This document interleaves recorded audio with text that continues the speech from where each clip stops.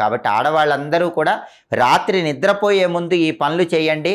అష్టలక్ష్ముల అనుగ్రహము, స్థిరలక్ష్మి అనుగ్రహము కలిగి లక్ష్మీదేవి మీ ఇంట్లో ఆనంద తాండవం చేసేలాగా లక్ష్మీ కటాక్షాన్ని సిద్ధింపజేసుకోండి. శుక్రవారం పూట స్త్రీలు ఏ పనులు చేయొచ్చో, ఏ పనులు చేయకూడదో, ఏ పనులు చేస్తే లక్ష్మీ కటాక్షం కలుగుతుందో, ఏ పనులు చేస్తే దరిద్రం మీ నెత్తి మీద వచ్చి కూర్చుంటుందో ఈ వీడియోలో మనం తెలుసుకుందాం.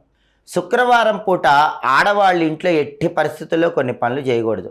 వాటిలో ముఖ్యమైనది ఏంటంటే శుక్రవారం రోజు తలలో పేలు చూసుకోకూడదు. చాలామంది ఆడవాళ్ళు తెలియక శుక్రవారం పూట తలలో పేలు చూసుకుంటూ ఉంటారు. శుక్రవారం తలలో పేలు చూసుకుంటే దరిద్ర దేవత ఇంట్లోకి ప్రవేశిస్తుంది, లక్ష్మీదేవి వెళ్ళిపోతుంది.